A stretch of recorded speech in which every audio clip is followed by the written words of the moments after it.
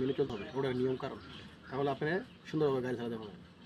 দেখেন আপনি যখন গাড়ি শিখবেন তখন গাড়ি এভাবে দরজাতে গাড়ির যে আপনার হাইট, এই সিটের হাইটটা, এই যে ছেলেটা ছোটো, ওর ড্রাইভিং শিখেছি, ওর যে সিটের হাইটটা ধরে জায়গা ধরো, এই খেয়াল করো, এই সিটটা কেরণ স্পিচে নাও, এই আলা সামনে নাও আবার, হ্যাঁ এই, হ্যাঁ সামনে নাও এভাবে, এই আপনাকে এইভাবে সিট ঠিক করতে হবে। সিট ঠিক করে আপনার অ্যাডজাস্ট, আপনার হাইট অনুযায়ী আপনার অ্যাডজাস্ট করতে হবে যে আপনার অ্যাডজাস্ট ঠিক আছে কিনা।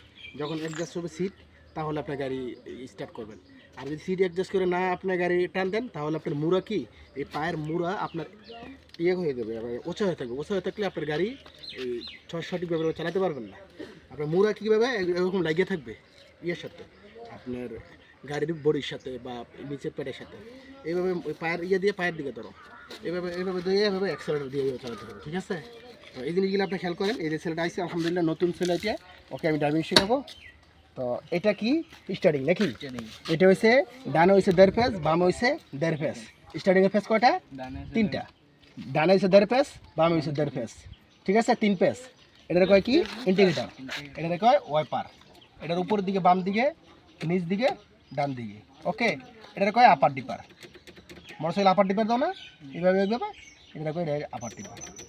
তো এইভাবেই এক পর্যায়ক্রম ইনশাআল্লাহ আলহামদুলিল্লাহ আমরা শেখাবো। তারপরে দোয়া রাখবেন। আসসালামু আলাইকুম।